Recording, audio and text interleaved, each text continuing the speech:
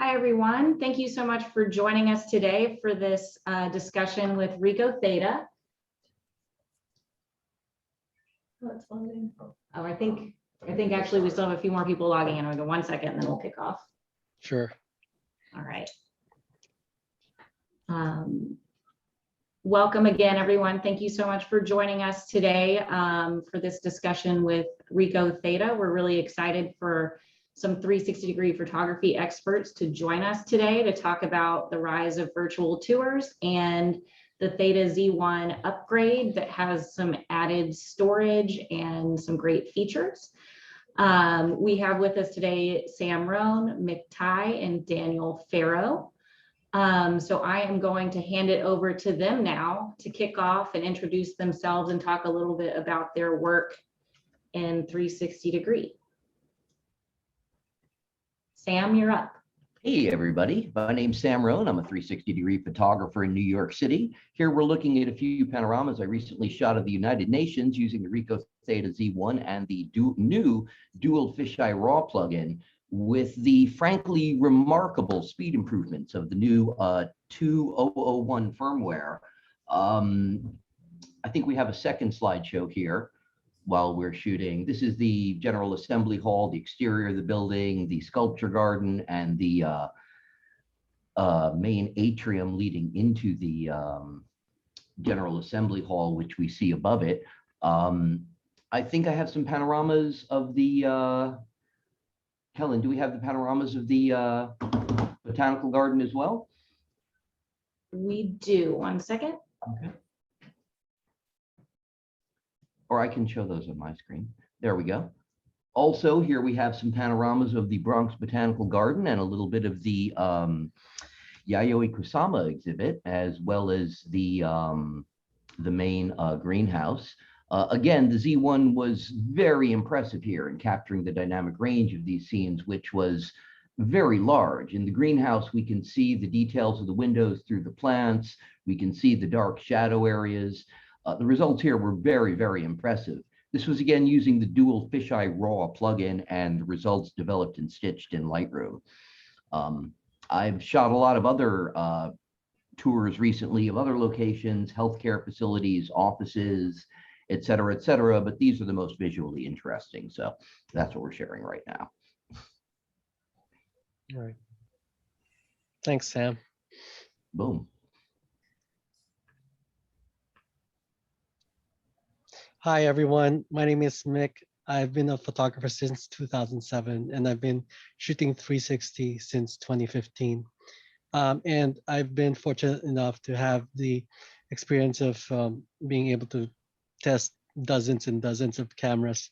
And the Theta Z1 is definitely one of the best, if not the best, virtual tour camera for 360 cameras. I believe it's the best one. So there are many reasons I love it, but besides its amazing image quality, I also like its ease of use. So whenever I'm using it, whenever I'm shooting for either personal use or for professional use, for 360 photos, I almost always use the Theta Z1. So these are just samples of shots that I've taken with the Z1. And you can see how accurate the colors are. It takes so little effort to edit it, and it's one of the things that I like about it. So I can also share with you guys some some shots that I've done in 360. So continue. All right. So here's a sample of a shot that I took with the Theta Z1 at Waldorf Astoria in Monarch Beach in California.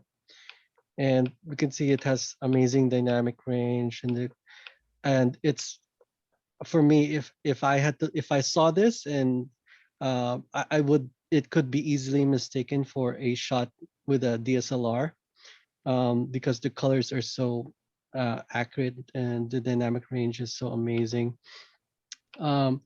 So that's one of the reasons that I love the Theta Z1. Cool, right, thanks Mick. So are you done? Sorry, I don't want to Yes, interrupt. yeah, no, go ahead. Yeah, hi guys. My name's Daniel. You probably know me more as the 360 guy if you found me on YouTube or Instagram or anything like that. And yeah, I've just been making videos about these kinds of cameras for, I guess, like 4 or 5 years now. And yeah, then I got into making the tours myself. And but for the past year or so, well, ever since you know what started, I've been teaching people how to use these kind of cameras, people who've literally never used them before, or even ever used anything other than their phone before, how to use these during the pandemic to actually show either real estate or offices or build any kind of anywhere really that people have been found use for virtual tours. I've been teaching them, and yeah, I've mostly been focusing on how to get the highest quality at the lowest time, at the lowest effort. And the Z1 really does allow you to do that. It has a lot of settings that are built in that allow you to get high quality straight away, not necessarily having to edit even on a computer, on a PC. You can get it straight away from your phone and be able to upload a full virtual tour basically on the site that you're in. So a lot of these images that you see here are literally without any editing at all, just straight from the camera to the phone, uploaded as a virtual tour. So that is why I have been teaching people how to use virtual tours. I've been using the Theta Z1, and it's been really popular. I've had so many people say that they find it very easy to use, and I'll be showing you, I think, in a bit a program that, or an app that RICOH have been developing that allows you to basically create real estate virtual tours just using an app and using the camera straight away. So I guess we'll go into that later. But yeah, that's what I've been doing so far with the Z1. And yeah, let's go, I guess, more into detail about it. Great. Thank you so much, everyone. We can move into our first topic now. And our first question is, have you seen an increase in the demand for 360-degree cameras due to COVID-19? And, if so, what's that demand look like? What are people looking for? So, yeah, this is Mick. Yeah, I've definitely seen a lot of interest in virtual tours this year. I would say in maybe 2 months, I've done like as much work as I've done in like the past year. So, yeah, it's a lot of, there's like so many inquiries for virtual tours, and I think this is a perfect time to get into it. Sam, Daniel, what do you guys think? I'll go next. There has definitely been an increase in the demand for cameras from photographers and as well as from clients seeking virtual tours. But I am starting to feel that is somewhat beginning to peak as the number of photographers continually increases.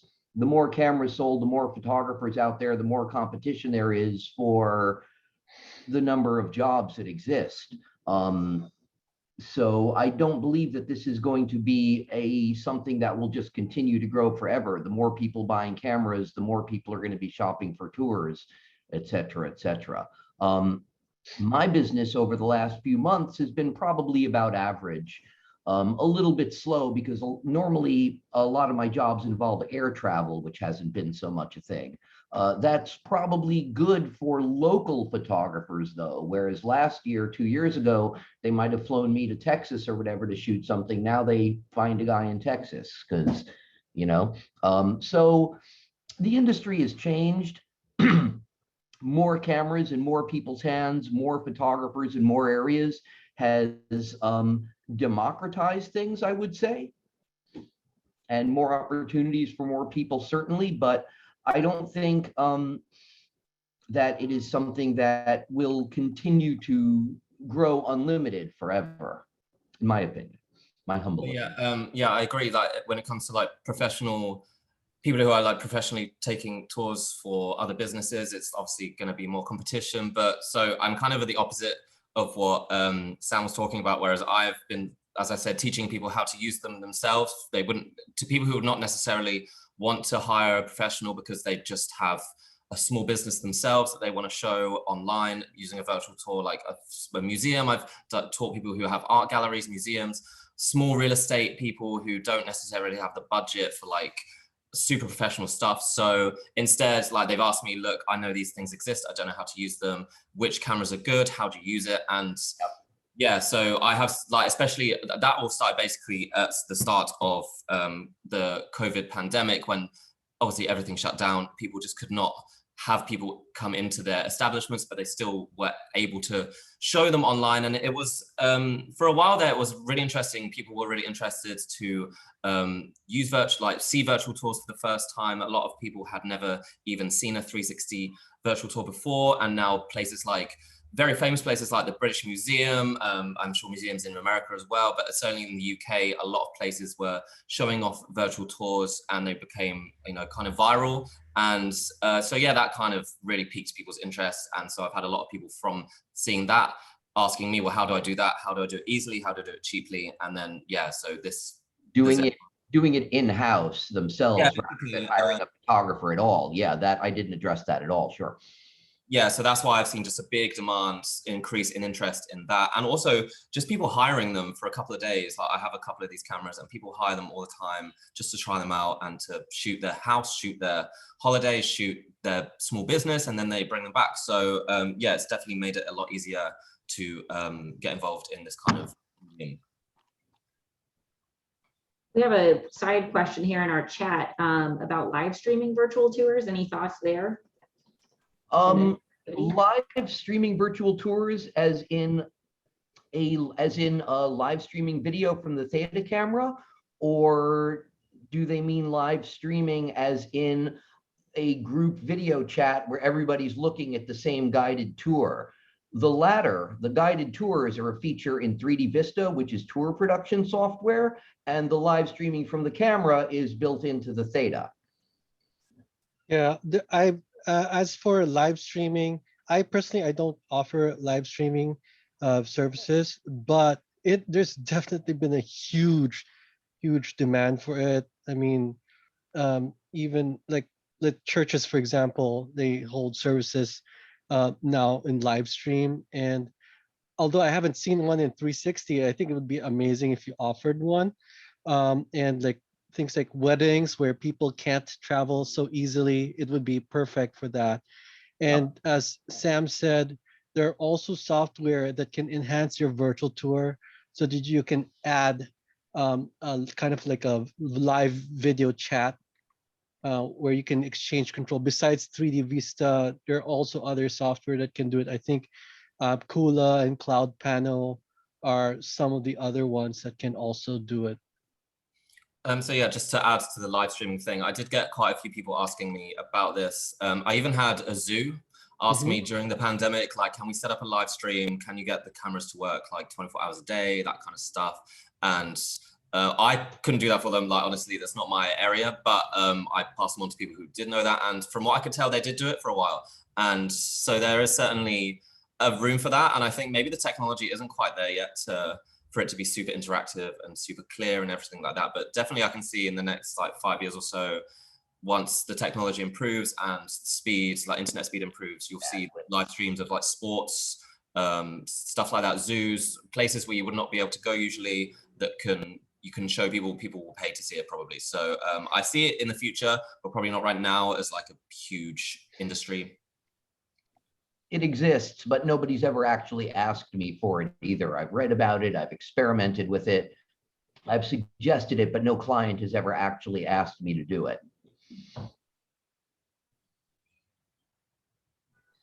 But the opportunity is definitely there. Yeah. Yeah. Awesome. Let's move on to our next question. I know you guys touched on this a little bit, but can you talk a little bit more how you use the Theta Z1 for virtual tours? Sure. Me start. For me, I use this Theta Z1. I've been shooting 360-degree panoramas with the DSLR for almost 20 years. I mean, I was using a small Nikon compact camera, then Nikon DSLR since about 2004 or so. And before the Theta Z1, the quality of compact cameras was not sufficient really to produce a good quality virtual tour. The Z1, it definitely is. The quality is not quite the same as a $5,000 DSLR, of course, but for clients with a limited budget, for clients that do not need to show museum level detail, the Z1 provides accurate colors, good detail, very impressive image quality, a quick workflow which doesn't keep me up all night dealing with gigantic DSLR files, and has increased my business. The quality, and again, the quality with dual Fisheye Raw plugin and the new firmware speed improvements are still something that's something that saves me a lot of time.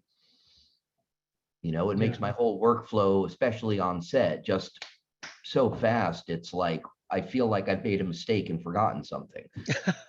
Really.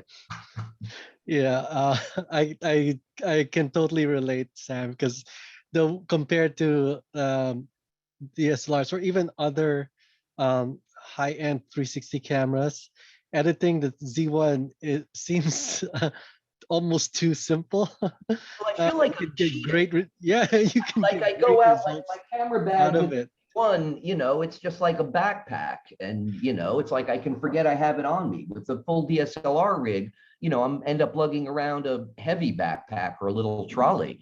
I'm able to keep, you know, my back from being destroyed. I don't have to stay up, you know, for 3 hours waiting for Photoshop to save these 4 GB files. Yes. So yeah, I totally agree. It makes it super convenient, and at least I don't know about you guys, but at least for me, the clients I work with, they seem more interested in things like the color or how it looks, not so much the detail. So even though the Z1 has less detail, yeah. So even though the Z1 doesn't have as much detail as a DSLR or mirrorless camera, it still provides amazing quality as long as you know how to work with it. And even if you don't, even if you're just a beginner, you can still get good images out of it. And I just wanted to show an example of one of the advantages of the Theta Z1.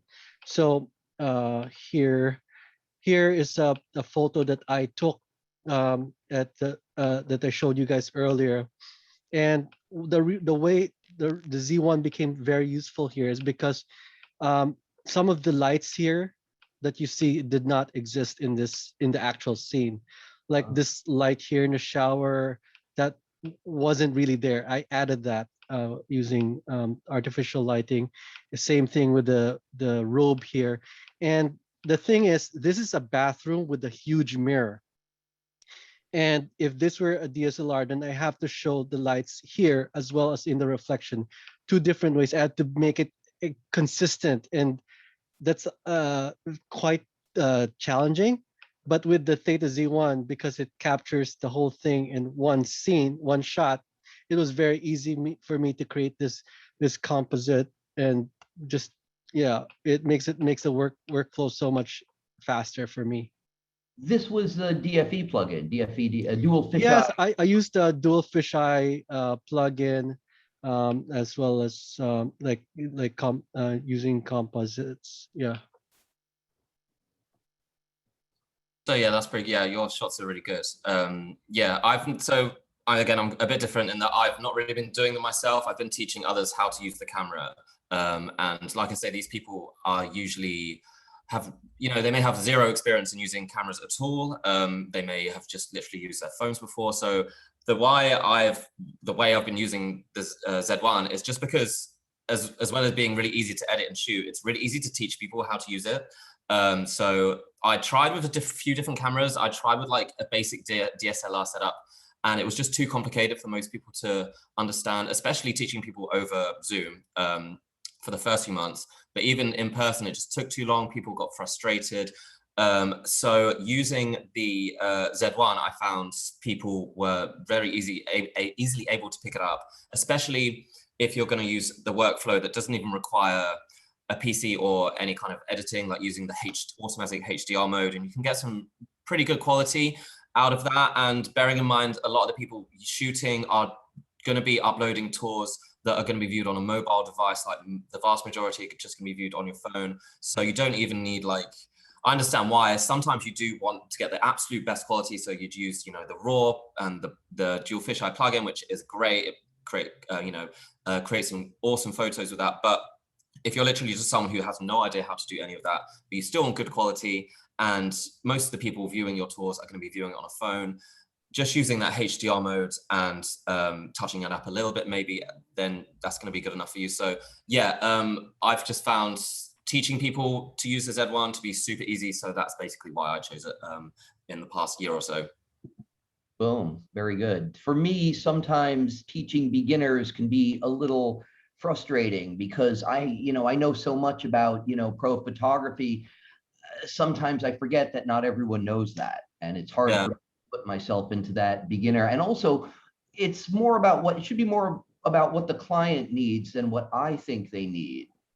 Exactly. Yeah. It's hard when you're like at the top of your game to kind of come down to a level of, someone who's never heard of it before. But I think that's just something that I've picked up. Like, I've not been doing it for 20 years. I've been just making YouTube videos about it. So it's quite easy. I get a lot of questions all the time for the past 4 years. So I can just understand what people want. And a lot of what people want is something that's easy to use, easy to learn, but creates good quality without being ridiculously expensive. So I think the Z1 kind of hits that sweet spot in that way. So yeah, it's from going forward, I'm still going to be using this probably for, I can see, for the next year or so at least. Yeah, I'm using my Z1 more than the DSLR only comes out at this point when someone's paying me to use it. It's not something I carry around for fun these days, whereas the Z1, it's like, I just stick it in my pocket just in case something amazing happens while I'm going out for milk. Yeah, absolutely. I think like Z1, what they think about it is that it kind of like makes your whole world your potential canvas. Like it unleashes your creativity, and like there are many shots that I would love to do on a DSLR, but I can't. I mean, it's just, what you're gonna do it on the spot? You're gonna bring a tripod? You're gonna bring this like boom arm? You can't do that. Not bring that everywhere you go. But with the Z1, you can do that, and you can experiment with pretty wild ideas. If you have a team of assistants to follow you around everywhere and bring your camera and your tripods and blah, blah, blah, blah, blah, blah, blah, sure, but. I'll borrow yours, Sam. I wish I had. Let me use your team. I rarely work with assistants, I mean, I've always been more or less a one-man band, but, to adapt to the way things are these days with, the more affordable tours from Z1, et cetera, available, you have to be flexible, if I, stuck with, sorry, I'm only going to shoot, huge, heavy DSLR, and well, no one's buying those anymore because there's something more affordable available. Right. Yeah, it's a way to, I totally agree, because like not all clients are willing to pay for the time that it takes to shoot and edit DSLR. So I offer both, and for clients who have a smaller budget, Z1 is perfect. And not only that, but it kind of gives you a halo effect. Like when you offer both, then people know that you have the skills to do both, and it's not that you're using only one or the other tool. They know that you have the skills to do both, and you're offering this because this is the better priced solution for them. It can be more appropriate too, I mean, I've shot tours with the Z1 that I would have rather shot with the DSLR, and stuff with the DSLR that I would have rather shot with the Theta. But the client, I show them both. Okay, this is the DSLR, this is the Theta, and they pick one or the other. Basically, it can be quality, can be budget, can be a number of reasons. But oops, sorry, my phone just went off. You can definitely use I get a lot of questions, people asking, can you use it professionally? Like, is it good enough? And the answer is yes. Now, yes. The answer is absolutely. I've seen people using it. I've seen, even actually, I moved house 3 months ago, and they were all virtual viewings and stuff, and I could tell which cameras they were using, and like you could tell a lot of times this was shot with the Z1, I could tell, and well, probably because in the mirror they hadn't got rid of the thing, so I could actually see. So yeah, like people are using this like professionally, so it's definitely doable. I think if you were going to use it professionally, you would have to do what the guys you've shown, who've the images you've seen here, use like the plugins and shoot in RAW, and the editing process is going to be slightly more complicated than what I've been teaching people who just want to use it themselves. But it's honestly, even that is not that difficult. It's not that difficult to get really high quality images from this, and you can definitely use it professionally. You won't be able to charge as much as the guys were saying as if you were using a DSLR, just like if you were shooting a wedding and you were using a basic camera or a £10,000 camera or dollar camera, whatever, you're not going to charge as much, but you'll be able to get more done quicker. So, that could balance it out. It's just all about demand marketing, what you can provide the client. And so, yeah, it's definitely doable though to use this camera as a professional money-making device if you want. It depends on the situation also. I have been paid the same rate I would have been paid with using a DSLR for some jobs using Theta, but it depends on usage, the situation, your ability to conduct yourself in certain sort of environments. I work everywhere from the United Nations to everywhere. So I think that's maybe a good segue to talk a little bit about y'all's workflows a little bit more and how you create virtual tours, how you're shooting, uploading, editing, any services or plugins that you use. Maybe dive into that a little bit more. Sure. Okay. Mike, you go first this time. Sure, yeah. So usually, first of all, let me back up. If you're just starting out, you can use the Theta Z1. The built-in HDR is now capable of shooting in RAW. So if you're completely new to 360 shooting and editing, you can just use those functions and you'll be totally fine. It will stitch the photo automatically in the camera. You don't need to worry about looking for the right stitching software and all that stuff. Now, personally though, I use something called the Dual Fisheye plugin. And there's a new version of it called the Dual Fisheye Raw. I use both. And what the Dual Fisheye plugin does is that it shoots the photo in unstitched format, which lets you adjust the stitching afterward. And it also lets you take like multiple shots and then merge them in HDR afterward. So then the cool thing is that Adobe Lightroom Classic has a plugin that can stitch these images from the Theta Z1, and it does a pretty good job of the stitching. Although you can use PT GUI in most cases, I find it unnecessary, except for some like difficult stitching situations. So that's what I use. Boom. Very similar with myself, the Dual Fisheye Raw plugin, which is the new version of the Dual Fisheye plugin, which is a plugin to create HDR panoramas in camera with the Z1, is amazing, really. I pretty much use that for everything I shoot these days, despite the fact that there's currently no iOS remote and may never be. I find this plugin indispensable. Again, the new speed improvements are, I can't, speak highly enough of those. As Mick said, there are new built-in HDR and denoise modes in the new firmware, which can be controlled with the normal Theta app, but these do not give quite the good results of the DFE, but probably good enough for many people.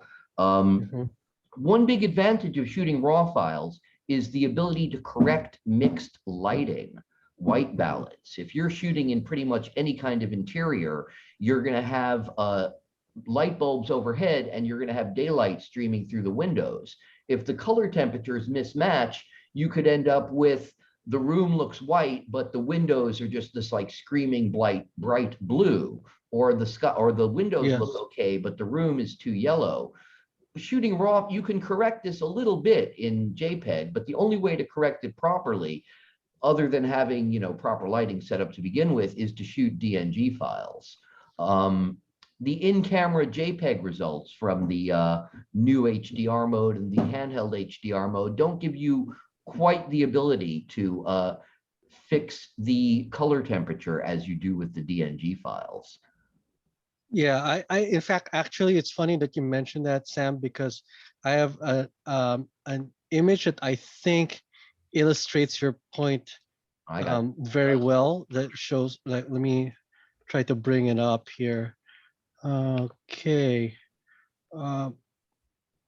Okay, great. So here, let me show you. Let me share my screen. So this is what Sam's talking about. Like you see in this bathroom, you have this color temperature here that's kind of neutral looking, but outside the bathroom, it's a completely different lighting. It's blue.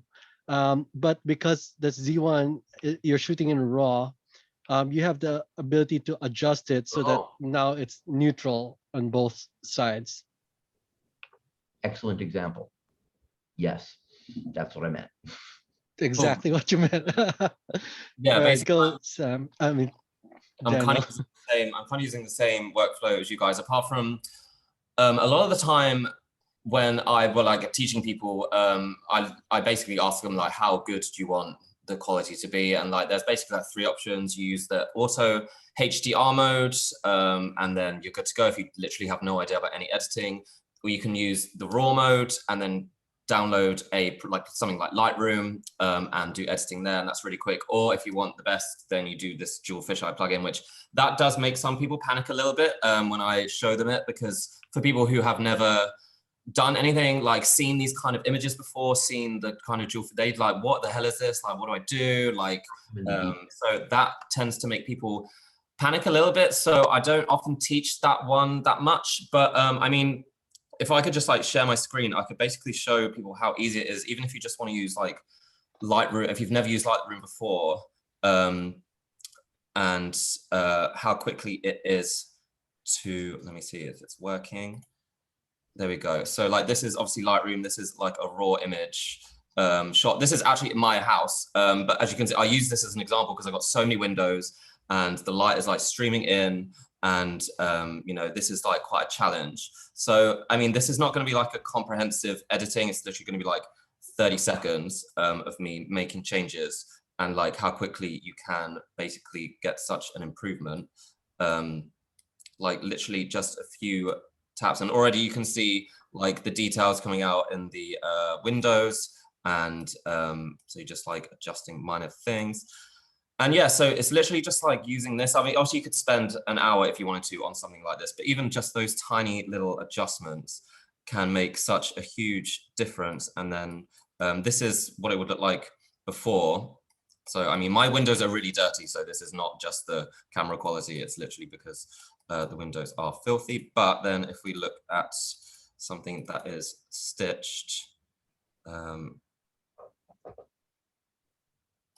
oh no, that didn't work. Anyway, so but you can kind of see like in the windows how much clearer it is, how you get rid of that like we were saying, the difference between inside and outside, the color differences. But literally something like that, it doesn't take long to learn, and the quality can be improved literally in like 3 minutes if you just download Lightroom, if you're willing to spend that extra bit of money. Yeah, I mean, that you can edit so much more than that if you wanted to, but it doesn't have to be super, super, super complicated to like basically double, triple the quality of your images. Yeah, and just to address a question here, a great question from Phil. He asked, like, how can I deal with motion on the TVs if I want to use DFE? Because we've been talking about like shooting in HDR, and in that regard, let me just show a sample here. Like, this is a shot with the Theta Z1, and this is HDR, but people are moving, and there's no ghosting. That's because the dual fisheye plugin HDR DNG mode can capture HDR with minimal ghosting. So it's like, here's another sample Like this is with a drone. Someone asked, can you mount it on a drone? Yes, you can. And you can even make it HDR, and there will be no ghosting. That's the magic of dual fisheye plugin. There's another method you can use in Photoshop if you do get ghosting on a television set. What I do is I basically just draw a mask around the frame, and then I make the masked area a new layer, and then I use the gradient tool in Photoshop to just give it, if you choose a light color and a dark color similar to the background, it'll look like a TV set, with Yeah. this light It shadow. makes it look so much neater. Yeah, I love that technique. Anyone can hit me up on Facebook for more details about that.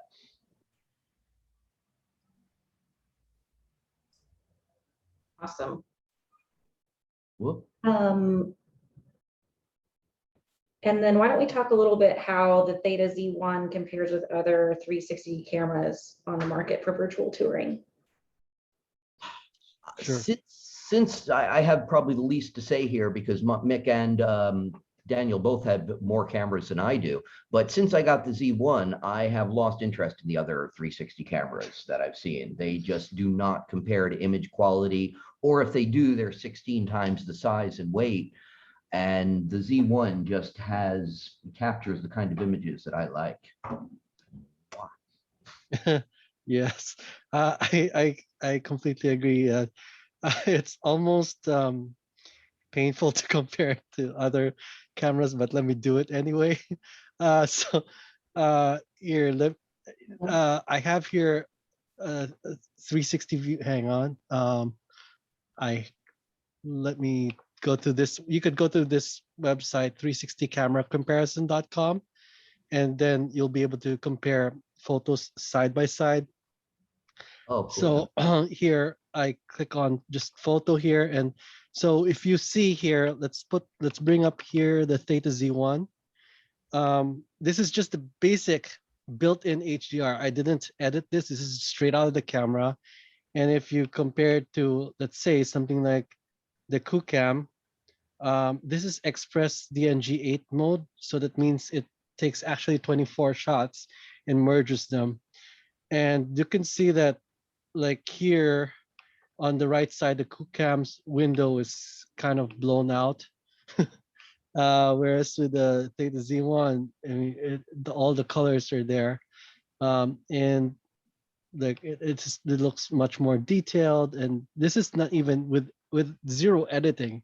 Now if you edit it, then it looks even better and becomes even more detailed. So yeah, even though Theta Z1 does cost more, to me you'll save so much time in editing that it's totally worth it. If you have the budget for it, if you can stretch your budget a little bit, I would highly recommend it.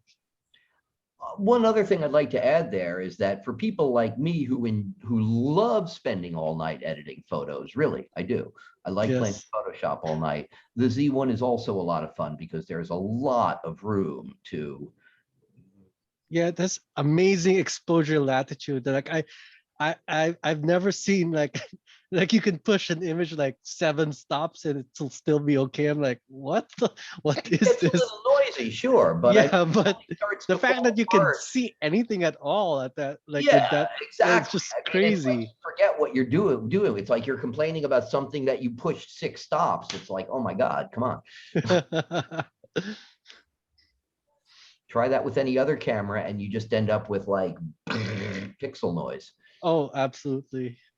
So yeah, like just adding to what the guys have said. So I had to make a decision when the pandemic started and people were asking me like, what camera should I use? And like, I started setting up these kind of online teaching things. And I was like, well, what camera am I going to show them? What camera can I use? And I started with like loads of different ones at first.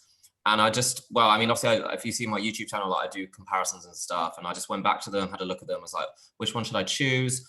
I did sometimes think, oh, well, is the Z1 maybe a bit too expensive for most people? Or like, are they going to be able to, is this going to be something they're going to want to buy? But, after showing people and after doing some tests with different cameras, like people just gravitated towards the RICOH, and I think it's because it's a bit more of a brand name, other camera companies kind of came out of nowhere, like no one's really heard of them before, unless you are kind of involved in this kind of industry. But yeah, so for me, it was just basically, especially for the all-in-one cameras, you know, these 2-lens cameras, this is still the only one with 1-inch sensors as far as I know. And that just automatically allows it to shoot better photos, no matter what mode you're in, no matter what you're doing with it. That's just going to be better, especially if you're shooting at night. So that's an automatic head start. But also just the amount of stuff they have, like the Lightroom plugin, the other apps that they have, the mobile workflow. There is a mobile workflow you can use as well. There's a lot of backup there, a lot of like support there for photographers, especially. I know it's like people have been saying it's not as good for video. This is a photo camera for virtual tours. That's what it's aimed at. That's who it's for. But for that, it does the job like pretty much, I'm not gonna say perfectly because there's always room for improvement. But for right now, for the technology that's available, it's like I can't recommend anything else, to be honest. Yeah, I would buy. I totally agree. I would, if I were buying a new 360 camera today, it would still be the Z1. 2 years It's old. definitely like ahead of its time. I mean, it's like a couple years old now, or like a year and a half maybe, and it's still like by far the best. So I mean, I don't know what they were doing in the RICOH labs 4 years ago when they came up with it, but they were clearly on to a winner. So yeah, like, and the recent updates, which I'm sure we'll go into in a bit, just make it even better. So it's still improving, and that's good. Yeah. Yeah, and I guess the only thing people might hesitate with the Z1 is the price. But if you think about it, I mean, like Daniel said, you have 2 1-inch sensors. The total surface area of the sensors is larger than the Micro Four Thirds camera, and you already have 2 high-quality lenses in there. Now, if you had to get a Micro Four Thirds camera and a lens for it, I think you would be a good quality lens for it. You would be spending more than that. So yeah, it's definitely actually value for like money. a fair deal. Yeah, It's value for money. It's good value, but it's just whether you can whether I could convince people of that, because it just, I mean, when you show someone a DSLR like it and they was like, oh, that's worth that amount of money. You show someone this, like, it's good that it's so small and compact and like easy to use, but people are like, really, is it that much money? But then when you say, well, what you can do with it, you know, size doesn't always matter. So yeah, it's definitely a good package overall. I think it's definitely worth the money, especially if you're going to use it professionally. You're going to get that money back eventually anyway. right. Also, is just for photography isn't just my job. It's also my hobby and my passion, et cetera, et cetera. And the Z1 is fun to use to make to shoot panoramas in informal situations where I might have before thought, oh, gee, it would be fun to shoot a panorama here. Next time I'll bring my suitcase full of DSLRs.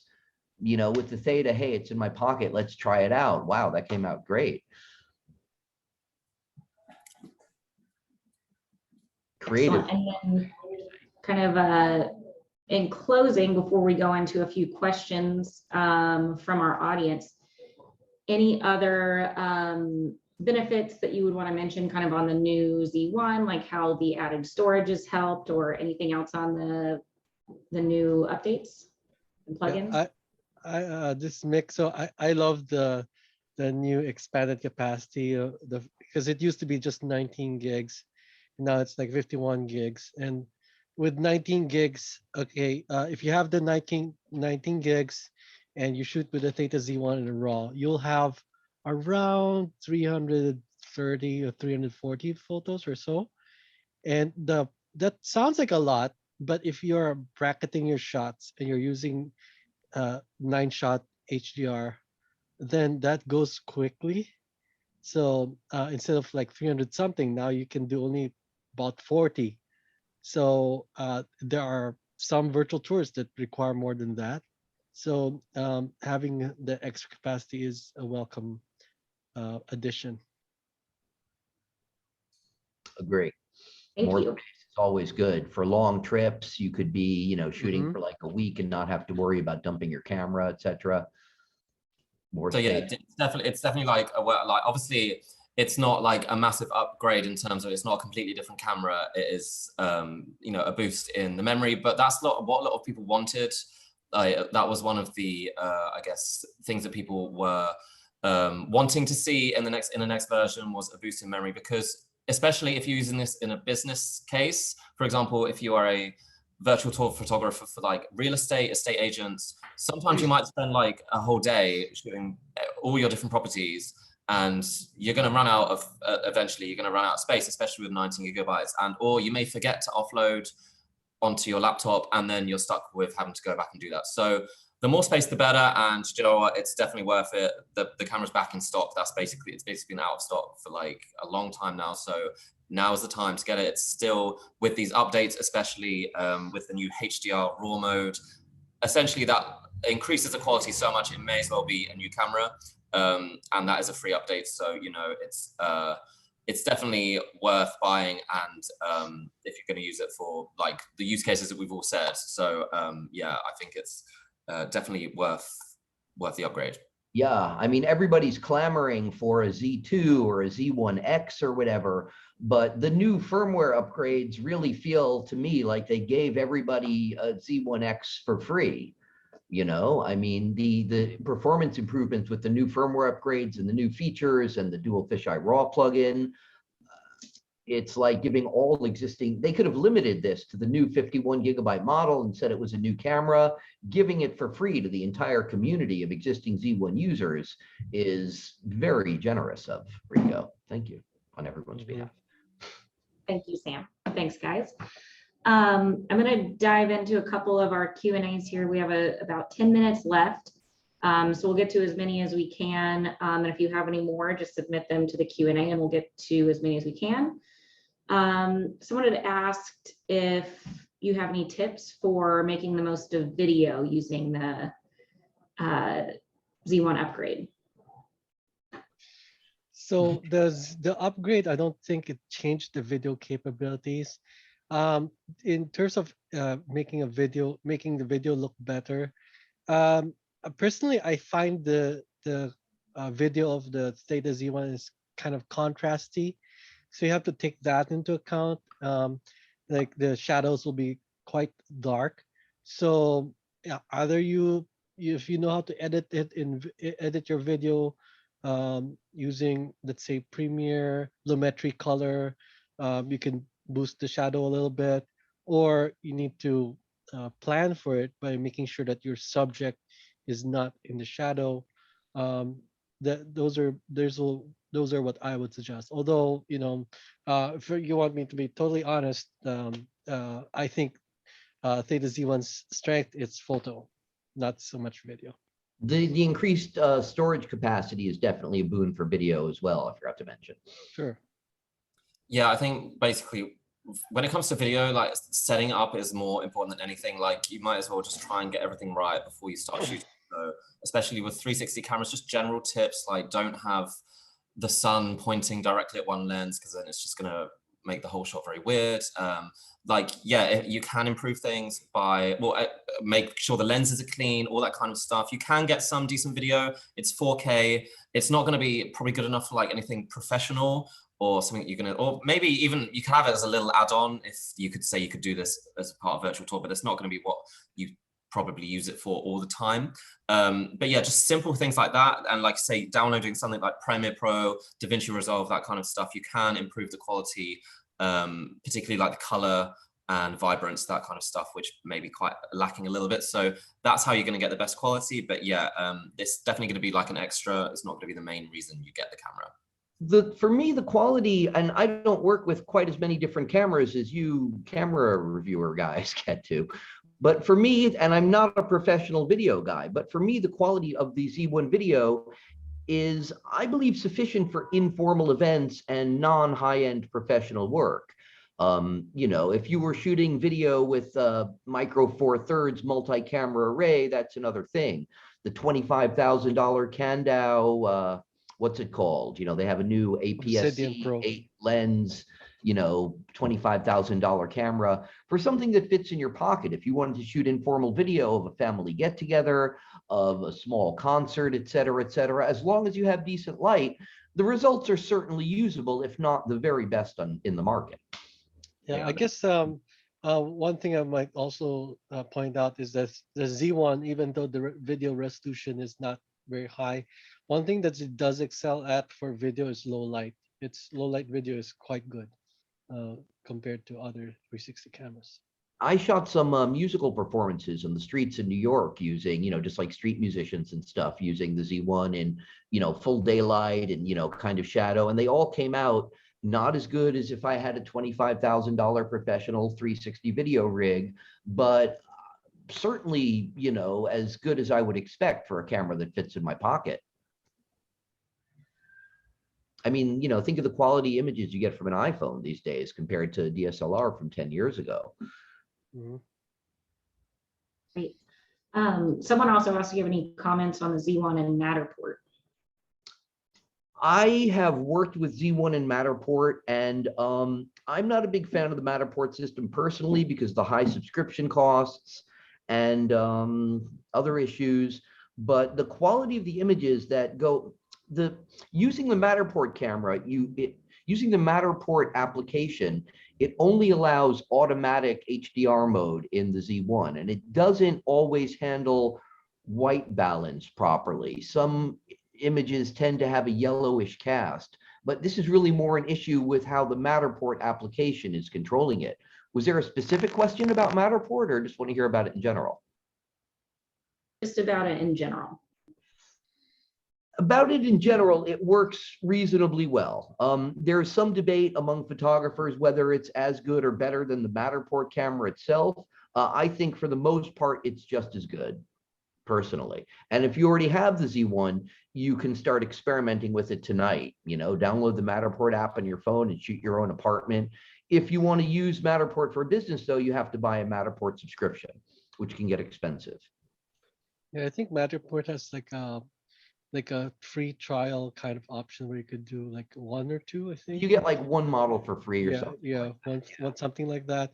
And I guess like Sam said, with Matterport, you can't edit the shot, you can't adjust the settings. Everything is just locked in. That's what you get, and that's not with the Theta Z1. That's with any 360 Right. camera that works with Matterport.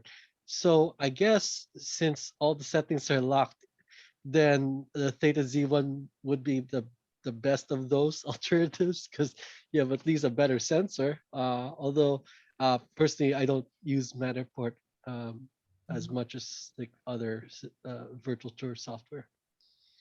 Someone mentioned MetaReal also, which is an alternative to Matterport. And someone also asked about upgrading the Z1 to increase storage. The new Z1 has increased storage, but you can't really take it apart and stick more memory in there unless you want to void your warranty. If you need more memory than 51 gigs, then what you can do is offload the photos in between sessions.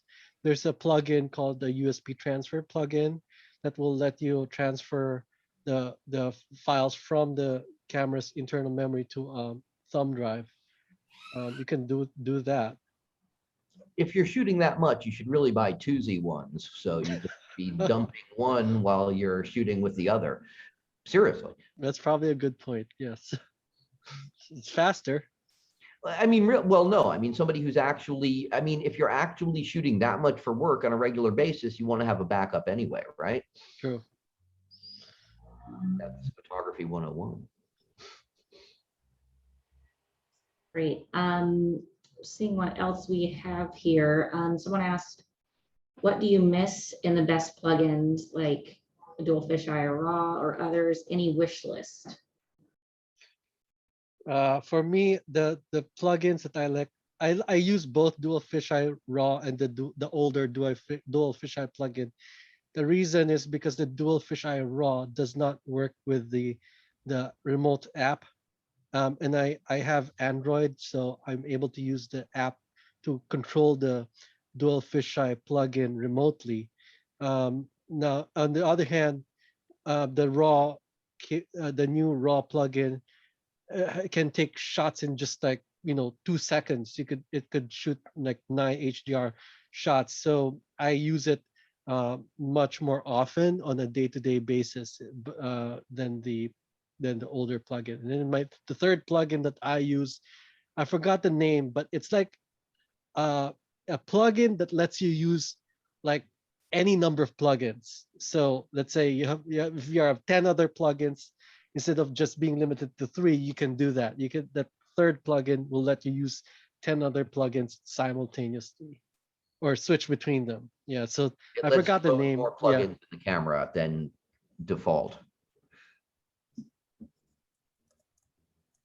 My Sorry, let me, sorry, just to bump in, because I just was Googling, I just realized I hadn't really checked like what, because plugins had been updated in the past, like I guess 6 months or so. I hadn't really checked, but I was just looking and there's loads now. Like, I mean, these look, I mean, like we didn't even discuss like the plugins in general. Like that is another kind of major thing that makes this camera quite cool. That, I mean, anyone can make plugins and Ricoh makes their own ones, and it really does expand the functionality. I mean, there's a voice trigger, like auto animation. There's automatic blurring of faces if you know that was something that was important to you. So there's quite a lot of stuff here that other cameras don't have, and that are fairly easy to install into the camera, and they really do expand the functionality. And obviously, the best one, probably the most popular, is the dual fisheye, which basically increases the quality like quite a lot. So I can't really think of anything off the top of my head that I would want right now, but like I've just noticed how much more there is than was even a couple months ago. So I guess if guys you're interested in the Z1, check out the plugins that are there, because there may be something that's going to help you out. One of the new plugins that just came out recently from Ricoh is kind of interesting, the continuous shooting plugin, which allows you to take a burst of like 10 auto exposure shots in under 1 second. This would be really good for capturing action, like somebody jumping over the camera or something like that. Ben Claremont was supposed to be with us. He's the master of that kind of stuff.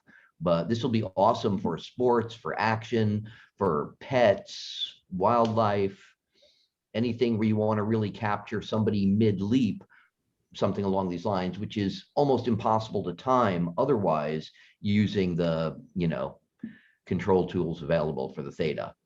yeah. I also like the using burst shots like that to reduce noise when you're using. This is different. This is exposure. different than burst mode, because it will take different exposure. They won't all be the same, but it could be used for that as well. Sure.